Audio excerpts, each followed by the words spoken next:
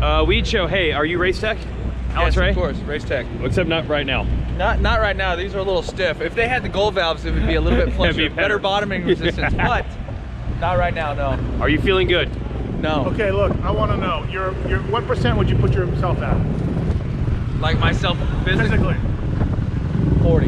At 40%, do you out-qualify Kate Clayson? I mean, I could probably out-qualify Kate at 20. Okay. All right, there we go. And you are racing. Oh, it's getting away from you. I don't know. We'll see. We'll see. There goes your motorcycle. You don't know how to not race. You will race. I'm gonna try. No, you're racing. I can, It's official. He was all hunchbacked up because he smashed himself really bad in practice. I got to bring this gear bag over to JGR because track walk's about to begin here at AT&T Stadium. There it is over there. Yeah, it's the Weege Show, brought to you by Racetech and their gold valves used by Alex Ray on his motorcycle, not on his bicycle. What's up, guys? It is really cold here today, and we're gonna heat it up because we are bringing a triple crown to Texas. Everything's bigger in Texas. Why not the race format? We have to get here a little bit earlier on nights like this. We leave a little bit later. There's a lot more gate drops, a lot more racing, and pretty good time for it because we've seen a really interesting tussle the last couple of weeks between three men, Ken Roxon, Eli Tomac, Cooper Webb. Essentially, one man takes control of the series one week and the other guy gets it back the next. What's up, JGR guys? Hey, you got a Cowboys hat. Absolutely. Are you like a front runner or are you a legit Cowboys guy? Legit. You Oh. see the old. Yeah. Okay. Since I was like 5. I brought in a new rider. You got a new rider, all right. Since you were 5.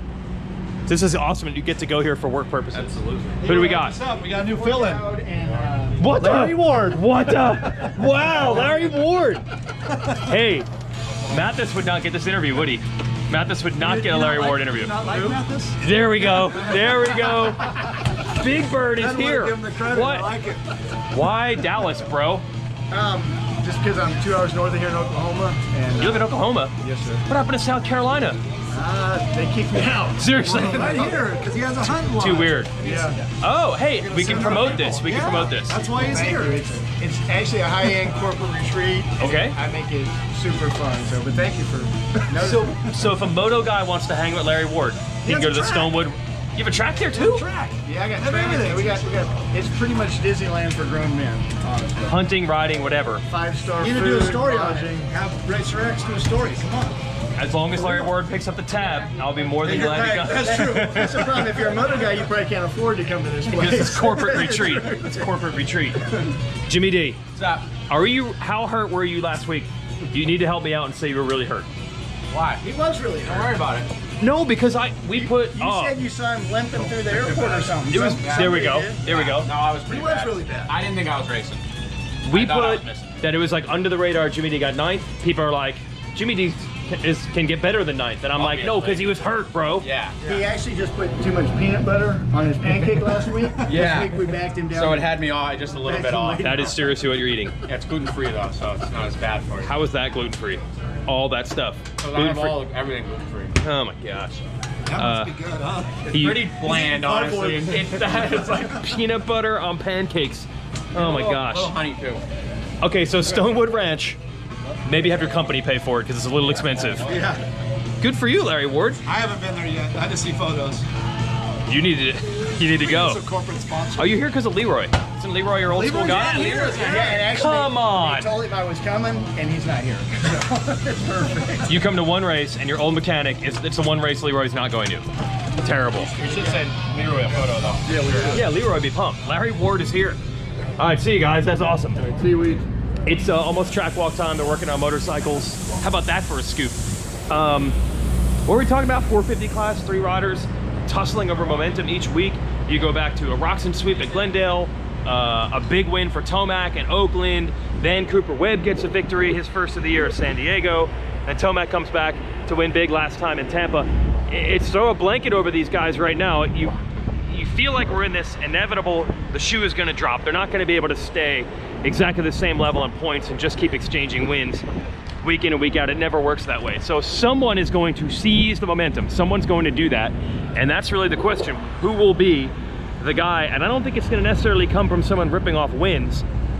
I think the danger zone we're about to get into now is that someone's gonna have a bad race. Or maybe 2 of the 3 guys are gonna have a bad race. I think that's the inevitable conclusion to this early season, first half of the year, who has the momentum. It might come down to not who strikes best, but who strikes out. As we head over to track walk now, I'll show you a few other things in the pits. Here's the Pro Circuit team headed out. Too young to drive. Too young to drive. He's only like, Marchbanks was like 15. You could see a lot more if it weren't so darn cold, but the problem is, it's about 50 degrees here and everybody's got their tents all locked up. Which way did Mathis go, Liz? Coffee at Pro Circuit? Yeah. All right, let's do this. Hey. Hi. Everybody's bundled up. Hey. What's up, Knowles? Where's Mathis? Did he go inside? I think so. Is he in there? And he finally just, he's like, well, it's better, but I don't think it's perfect. He's like, just fucking leave it. And I'm like, We're running out of time, Steve. Hi, everybody. I saw him. Barging in. Do you remember that guy? I forget that I'm not going to barge in there, and I don't even know what they were talking about, so I turned the camera off. So we're back. Now we're going to track talk. I don't think I'll be allowed to bring the camera out there either. We'll do our best. So normally you don't even see all these tents down, but for Texas it's cold. There goes the HEP team. HEP team. And look at the unity there. No one talking to each other. First person she ever interviewed with was me at the Nations at Redbud. I'm getting custom boots. You're getting custom boots? I'm getting custom boots. And I can't A-stars? wait. Yeah, A-stars. Really? Tech Like custom... I get to pick all my own colors. Really? Yeah, it's phenomenal. Really? I'm so excited. Can you get like TF15 on there? Oh. It's feeling better this time. JGR. There's JGR. Well, we already visited them with Larry Ward. These teams take it really seriously, as you can tell. Very nervous, these teams on race day. No, what does it look like? This is terrible, bro. This is terrible. We doing this? First of all, the parking is 3 blocks that way, as you probably already learned, D-Stu, right? No, stop it. Okay, come on. Oh my gosh, two-timer. It's got 15 different gigs. Look at this, riding double. That is beautiful. I think you got room for one more. You Way guys is look literally like you on the fit brake. together. Are you going to Denver? Oh my gosh. He is standing on the brake. They're gonna have no battery. Yeah, Way is on the brake. Don't they have a vehicle to get these guys down? That's factory Kawasaki. Have nothing. We're getting less good. Here we go. Oh, you got to win a couple more races, bro. All right. You guys going to the Pride Parade? Yeah. All right.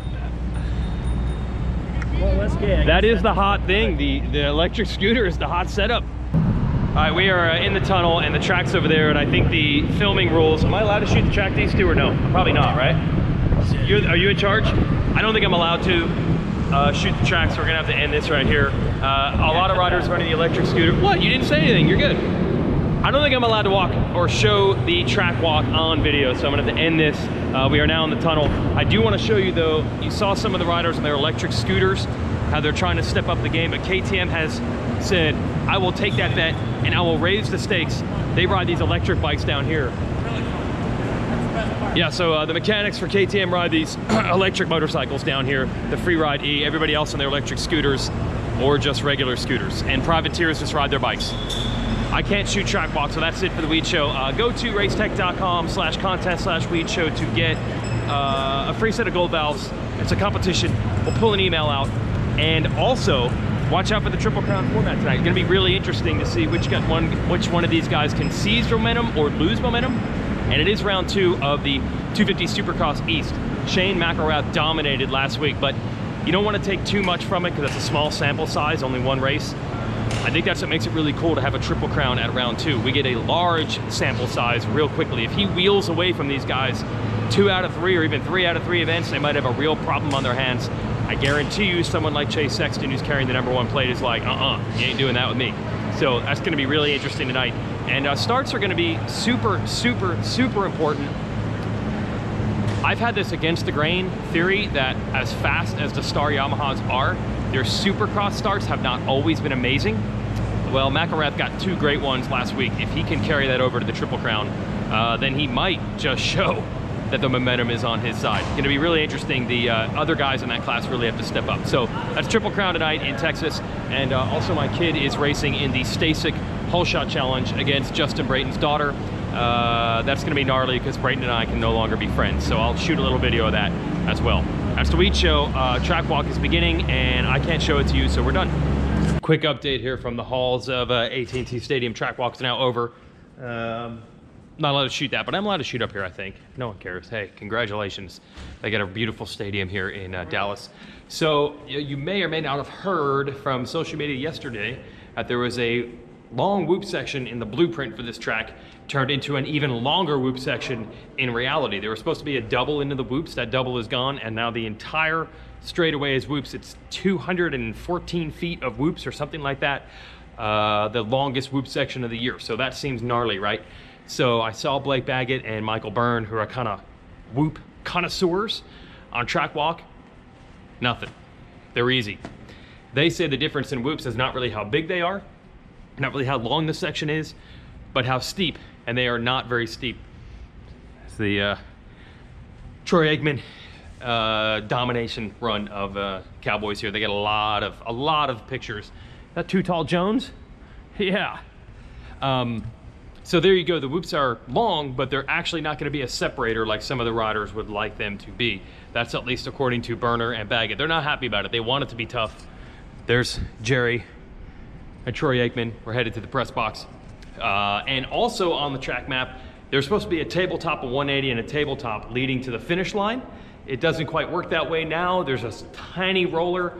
First tabletop is gone. Second tabletop is like a wall, like a legitimate wall that on track walk, some of the people weren't sure if they should run up it or just walk around it. It was so hard to get to the top. They really had smart training programs back in the 50s and 60s for these football teams. So some of the things you might have seen leading up to the event as far as the track map is concerned, it's a little different actually in reality. That wall jump's gonna be interesting leading to the finish. I think there's a perfect 180 for the guys to make some block passes on each other with the finish line within sight. That'll be interesting. It's the similar section that we had in 2007 St. Louis track. Hat tip to our man Jason Thomas for figuring that out. And yes, Chad Reed and James Stewart took each other out twice in that turn on that night. So it'll be interesting to have that old section back, the 180 before the finish, although it's a little different than it looks like in the track map. All right, we're in the press box. Time to go work.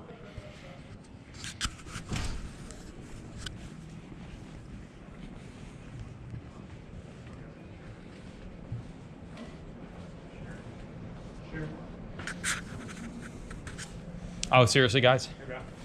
Only one's up here.